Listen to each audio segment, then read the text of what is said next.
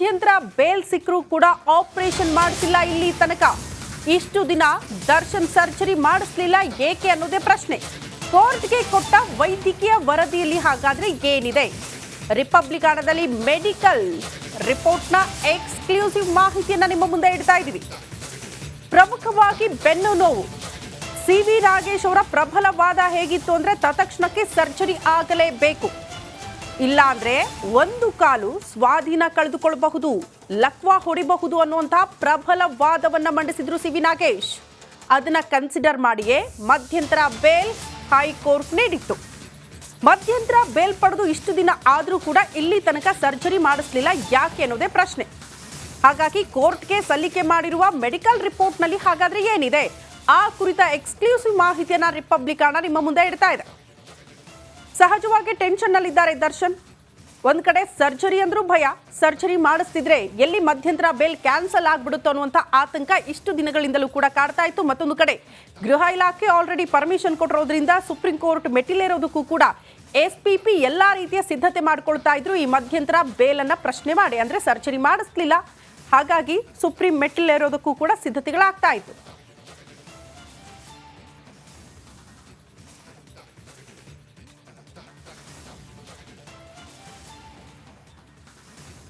ಗಮನಿಸ್ತಾ ಇದ್ವಿ. ಒಟ್ನಲ್ಲಿ ಕೋರ್ಟ್ಗೆ ಸಲ್ಲಿಕೆ ಮಾಡಿದ್ದ ಮೆಡಿಕಲ್ ರಿಪೋರ್ಟ್ ನಲ್ಲಿ ಇರುವಂತಹ ಅಸಲಿ ಅಂಶ ಏನು, ಆ ಕುರಿತ ಎಕ್ಸ್ಕ್ಲೂಸಿವ್ ಮಾಹಿತಿಯನ್ನ ರಿಪಬ್ಲಿಕಾನ ನಿಮ್ಮ ಮುಂದೆ ಇಡ್ತಾ ಇದೆ. ದರ್ಶನ್ಗೆ ಶಸ್ತ್ರಚಿಕಿತ್ಸೆ ಮಾಡೋದಕ್ಕೆ ವೈದ್ಯರ ತಯಾರಿ ಆಗ್ತಾ ಇದೆಯಂತೆ.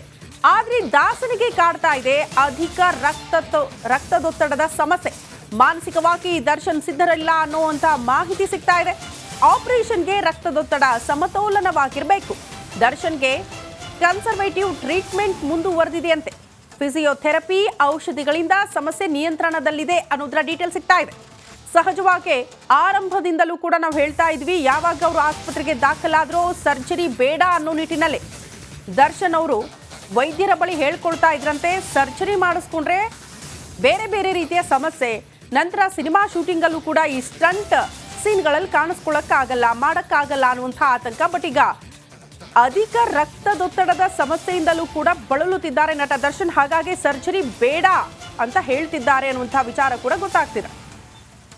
ಈ ಬಗ್ಗೆ ಮತ್ತಷ್ಟು ಡೀಟೇಲ್ಸ್ ಅನ್ನ ಕೊಡ್ತಾ ಹೋಗ್ತಾರೆ ನಮ್ಮ ಪ್ರತಿನಿಧಿ ನಾಗರಾಜ್ ಅಪ್ಪಸಂದ್ರ ನೇರ ಸಂಪರ್ಕದಲ್ಲಿ ಜಾಯಿನ್ ಆಗ್ತಿದ್ದಾರೆ. ನಾಗರಾಜ್, ಇಷ್ಟು ದಿನಗಳಾಯಿತು ಮಧ್ಯಂತರ ಬೇಲ್ ಪಡೆದುಕೊಂಡು ಆಚೆ ಬಂದು ಆಸ್ಪತ್ರೆಗೆ ದಾಖಲಾದರೂ ಕೂಡ ಇನ್ನೂ ತನಕ ಸರ್ಜರಿ ಆಗಲಿಲ್ಲ.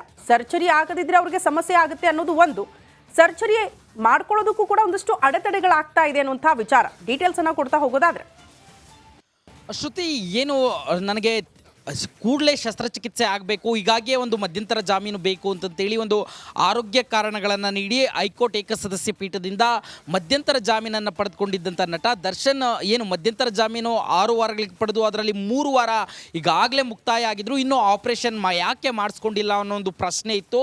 ನಿನ್ನೆ ಏನು ಅವರ ರೆಗ್ಯುಲರ್ ಬೇಲ್ ಅರ್ಜಿಯ ವಿಚಾರಣೆ ವೇಳೆಯಲ್ಲಿ ಅವರ ಪರ ವಕೀಲರು ವೈದ್ಯಕೀಯ ವರದಿಯನ್ನು ಕೋರ್ಟ್ಗೆ ಸಲ್ಲಿಕೆ ಮಾಡಿರ್ತಕ್ಕಂಥದ್ದು. ಇಲ್ಲಿವರೆಗೂ ಯಾವ ರೀತಿ ಚಿಕಿತ್ಸೆ ಆಗಿದೆ ದರ್ಶನ್ಗೆ ಅಂತೇಳಿ ಇದರಲ್ಲಿ ಒಂದಷ್ಟು ವಿಚಾರಗಳನ್ನು ಉಲ್ಲೇಖ ಮಾಡಲಾಗಿದೆ. ಅದರಲ್ಲಿ ಏನಂತಂದರೆ ದರ್ಶನ್ಗೆ ಯಾಕೆ ಆಪರೇಷನ್ ಮಾಡೋದಕ್ಕೆ ಆಗ್ತಾ ಇಲ್ಲ ಅಂತಂದರೆ ಅವರು ಅಧಿಕ ರಕ್ತದೊತ್ತಡ BP-ಯಿಂದ ಬಳಲ್ತಾ ಇದ್ದಾರೆ.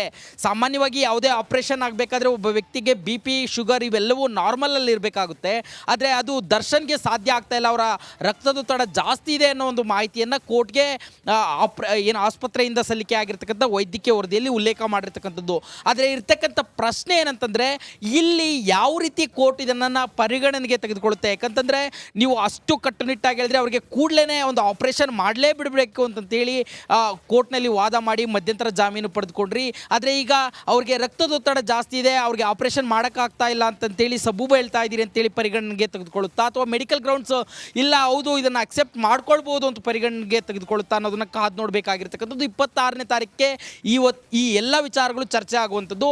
ಅದರಲ್ಲೂ ಪ್ರಾಸಿಕ್ಯೂಷನ್ ಈ ಒಂದು ವಿಚಾರದ ಬಗ್ಗೆ ಸಾಕಷ್ಟು ಗಂಭೀರವಾಗಿ ಆರೋಪವನ್ನು ಮಾಡ್ತಾ ಇರ್ತಕ್ಕಂಥದ್ದು. ಇವರು ವೈದ್ಯಕೀಯ ವರದಿಗಳನ್ನು ಮುಚ್ಚಿಡ್ತಾ ಇದ್ದಾರೆ, ಬೇಕು ಅಂತಲೇ ಆಪರೇಷನ್ ಆಗ್ತಾ ಇಲ್ಲ ಇವರಿಗೆ, ಇದು ಮಧ್ಯಂತರ ಜಾಮೀನನ್ನು ರದ್ದು ಮಾಡಬೇಕು ಅನ್ನೋ ರೀತಿಯಲ್ಲಿ ಪ್ರಾಸಿಕ್ಯೂಷನ್ ಪ್ರಬಲವಾದ ವಾದವನ್ನು ಮಂಡಿಸೋದಕ್ಕೆ ಸಿದ್ಧ ಆಗಿರ್ತಕ್ಕಂಥದ್ದು. ಹೀಗಾಗಿ ಈ ಒಂದು ವೈದ್ಯಕೀಯ ವರದಿ ದರ್ಶನ್ ಮಧ್ಯಂತರ ಜಾಮೀನನ್ನು ಉಳಿಸುತ್ತಾ ಅಥವಾ ಇದೇ ಅವರಿಗೆ ಮಾರಕ ಆಗುತ್ತಾ ಅನ್ನೋದು 26ನೇ ತಾರೀಕು ಡಿಸೈಡ್ ಆಗುವಂಥದ್ದು. ಶ್ರುತಿ, ನಾಗರಾಜ್, ಸಹಜವಾಗಿ ಒಂದಷ್ಟು ಅನುಮಾನಗಳು ಮೂಡ್ತಾ ಇರೋದು ಈ ಬೆಳವಣಿಗೆಯಿಂದ. ಆದರೆ ಕೋರ್ಟ್ ಹೇಗೆ ಕನ್ಸಿಡರ್ ಮಾಡುತ್ತೋ ಕಾದ್ ನೋಡೋಣ. ಬಟ್ ಆರಂಭದಲ್ಲಿ ಜನಸಾಮಾನ್ಯಕ್ಕೆ ಕಾಡುವಂತಹ ಅನುಮಾನಗಳೇನಂದ್ರೆ ಮೊದಲು ಇವರು ಬೇಲ್ಗಾಗಿ ಅರ್ಜಿ ಸಲ್ಲಿಕೆ ಮಾಡಿದಂಥ ಸಂದರ್ಭದಲ್ಲೇ ಆರೋಗ್ಯ ಸಮಸ್ಯೆ ಹೇಳ್ತಾರೆ.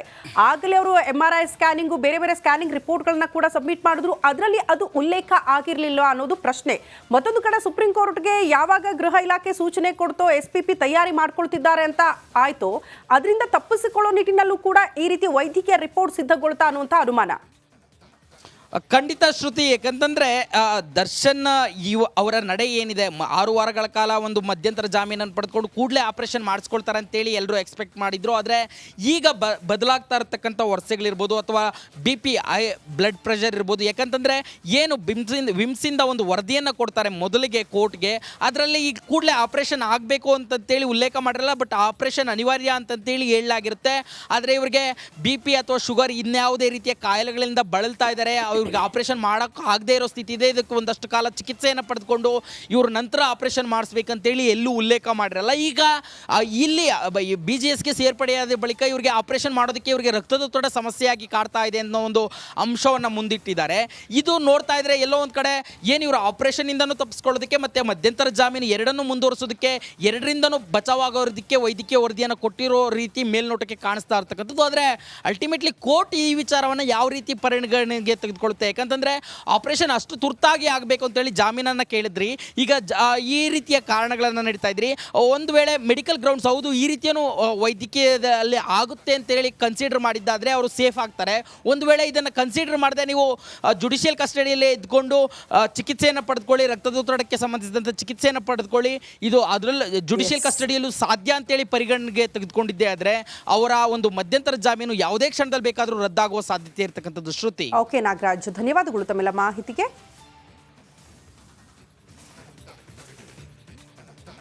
ಮಧ್ಯಂತರ ಬೇಲ್ ಸಿಕ್ಕರೂ ಕೂಡ ಆಪರೇಷನ್ ಮಾಡಿಸಿಲ್ಲ ಇಲ್ಲಿ ತನಕ.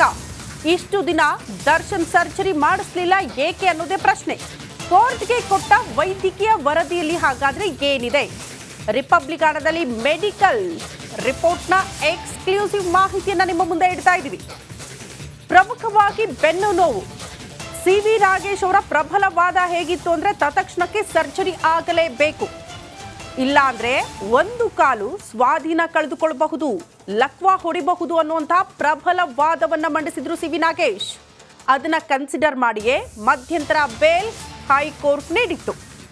ಮಧ್ಯಂತರ ಬೇಲ್ ಪಡೆದು ಇಷ್ಟು ದಿನ ಆದರೂ ಕೂಡ ಇಲ್ಲಿ ತನಕ ಸರ್ಜರಿ ಮಾಡಿಸಲಿಲ್ಲ ಯಾಕೆ ಅನ್ನೋದೇ ಪ್ರಶ್ನೆ. ಹಾಗಾಗಿ ಕೋರ್ಟ್ಗೆ ಸಲ್ಲಿಕೆ ಮಾಡಿರುವ ಮೆಡಿಕಲ್ ರಿಪೋರ್ಟ್ನಲ್ಲಿ ಹಾಗಾದ್ರೆ ಏನಿದೆ? ಆ ಕುರಿತ ಎಕ್ಸ್ಕ್ಲೂಸಿವ್ ಮಾಹಿತಿಯನ್ನ ರಿಪಬ್ಲಿಕಾನ ನಿಮ್ಮ ಮುಂದೆ ಇಡ್ತಾ ಇದೆ. ಸಹಜವಾಗಿ ಟೆನ್ಷನ್ ನಲ್ಲಿದ್ದಾರೆ ದರ್ಶನ್.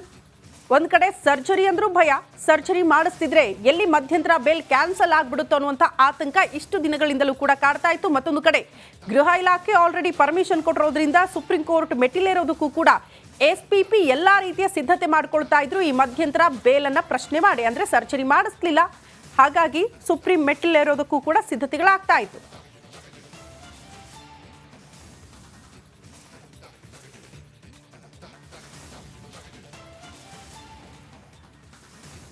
ಗಮನಿಸ್ತಾ ಇದ್ವಿ, ಒಟ್ನಲ್ಲಿ ಕೋರ್ಟ್ಗೆ ಸಲ್ಲಿಕೆ ಮಾಡಿದ್ದ ಮೆಡಿಕಲ್ ರಿಪೋರ್ಟ್ನಲ್ಲಿ ಇರುವಂತಹ ಅಸಲಿ ಅಂಶ ಏನು, ಆ ಕುರಿತ ಎಕ್ಸ್ಕ್ಲೂಸಿವ್ ಮಾಹಿತಿಯನ್ನ ರಿಪಬ್ಲಿಕಾನ ನಿಮ್ಮ ಮುಂದೆ ಇಡ್ತಾ ಇದೆ.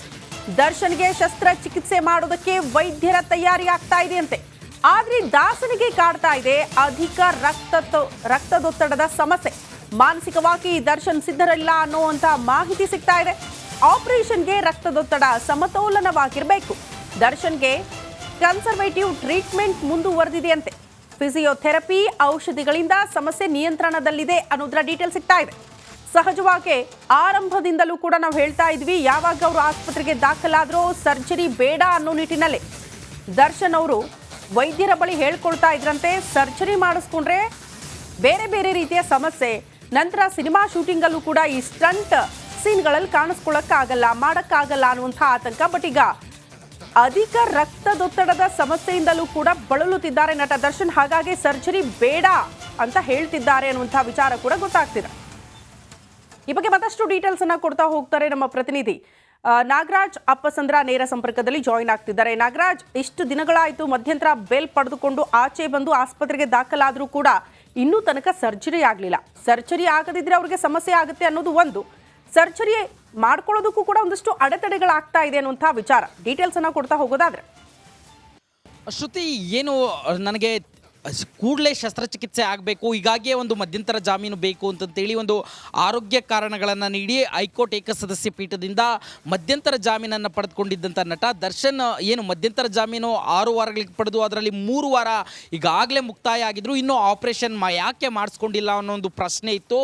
ನಿನ್ನೆ ಏನು ಅವರ ರೆಗ್ಯುಲರ್ ಬೇಲ್ ಅರ್ಜಿಯ ವಿಚಾರಣೆ ವೇಳೆಯಲ್ಲಿ ಅವರ ಪರ ವಕೀಲರು ವೈದ್ಯಕೀಯ ವರದಿಯನ್ನು ಕೋರ್ಟ್ಗೆ ಸಲ್ಲಿಕೆ ಮಾಡಿರ್ತಕ್ಕಂಥದ್ದು. ಇಲ್ಲಿವರೆಗೂ ಯಾವ ರೀತಿ ಚಿಕಿತ್ಸೆ ಆಗಿದೆ ದರ್ಶನ್ಗೆ ಅಂತೇಳಿ ಇದರಲ್ಲಿ ಒಂದಷ್ಟು ವಿಚಾರಗಳನ್ನು ಉಲ್ಲೇಖ ಮಾಡಲಾಗಿದೆ. ಅದರಲ್ಲಿ ಏನಂತಂದರೆ ದರ್ಶನ್ಗೆ ಯಾಕೆ ಆಪರೇಷನ್ ಮಾಡೋದಕ್ಕೆ ಆಗ್ತಾ ಇಲ್ಲ ಅಂತಂದರೆ ಅವರು ಅಧಿಕ ರಕ್ತದೊತ್ತಡ BP ಇಂದ ಬಳಲ್ತಾ ಇದ್ದಾರೆ. ಸಾಮಾನ್ಯವಾಗಿ ಯಾವುದೇ ಆಪರೇಷನ್ ಆಗಬೇಕಾದ್ರೆ ಒಬ್ಬ ವ್ಯಕ್ತಿಗೆ BP ಶುಗರ್ ಇವೆಲ್ಲವೂ ನಾರ್ಮಲಲ್ಲಿ ಇರಬೇಕಾಗುತ್ತೆ.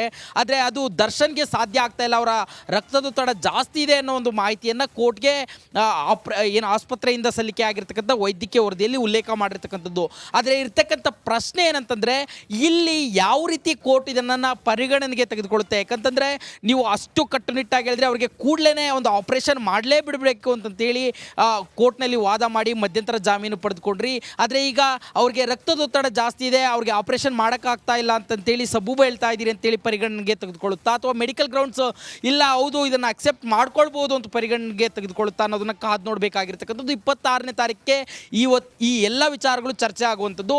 ಅದರಲ್ಲೂ ಪ್ರಾಸಿಕ್ಯೂಷನ್ ಈ ಒಂದು ವಿಚಾರದ ಬಗ್ಗೆ ಸಾಕಷ್ಟು ಗಂಭೀರವಾಗಿ ಆರೋಪವನ್ನು ಮಾಡ್ತಾ ಇರ್ತಕ್ಕಂಥದ್ದು. ಇವರು ವೈದ್ಯಕೀಯ ವರದಿಗಳನ್ನು ಮುಚ್ಚಿಡ್ತಾ ಇದ್ದಾರೆ, ಬೇಕು ಅಂತಲೇ ಆಪರೇಷನ್ ಆಗ್ತಾ ಇಲ್ಲ ಇವರಿಗೆ, ಇದು ಮಧ್ಯಂತರ ಜಾಮೀನನ್ನು ರದ್ದು ಮಾಡಬೇಕು ಅನ್ನೋ ರೀತಿಯಲ್ಲಿ ಪ್ರಾಸಿಕ್ಯೂಷನ್ ಪ್ರಬಲವಾದ ವಾದವನ್ನು ಮಂಡಿಸೋದಕ್ಕೆ ಸಿದ್ಧ ಆಗಿರ್ತಕ್ಕಂಥದ್ದು. ಹೀಗಾಗಿ ಈ ಒಂದು ವೈದ್ಯಕೀಯ ವರದಿ ದರ್ಶನ್ ಮಧ್ಯಂತರ ಜಾಮೀನನ್ನು ಉಳಿಸುತ್ತಾ ಅಥವಾ ಇದೇ ಅವರಿಗೆ ಮಾರಕ ಆಗುತ್ತಾ ಅನ್ನೋದು 26ನೇ ತಾರೀಕು ಡಿಸೈಡ್ ಆಗುವಂಥದ್ದು. ಶ್ರುತಿ, ನಾಗರಾಜ್, ಸಹಜವಾಗಿ ಒಂದಷ್ಟು ಅನುಮಾನಗಳು ಮೂಡ್ತಾ ಇರೋದು ಈ ಬೆಳವಣಿಗೆಯಿಂದ. ಆದರೆ ಕೋರ್ಟ್ ಹೇಗೆ ಕನ್ಸಿಡರ್ ಮಾಡುತ್ತೋ ಕಾದ್ ನೋಡೋಣ. ಬಟ್ ಆರಂಭದಲ್ಲಿ ಜನಸಾಮಾನ್ಯರಿಗೆ ಕಾಡುವಂತಹ ಅನುಮಾನಗಳೇನೆಂದ್ರೆ, ಮೊದಲು ಇವರು ಬೇಲ್ಗಾಗಿ ಅರ್ಜಿ ಸಲ್ಲಿಕೆ ಮಾಡಿದಂತಹ ಸಂದರ್ಭದಲ್ಲಿ ಆರೋಗ್ಯ ಸಮಸ್ಯೆ ಹೇಳ್ತಾರೆ.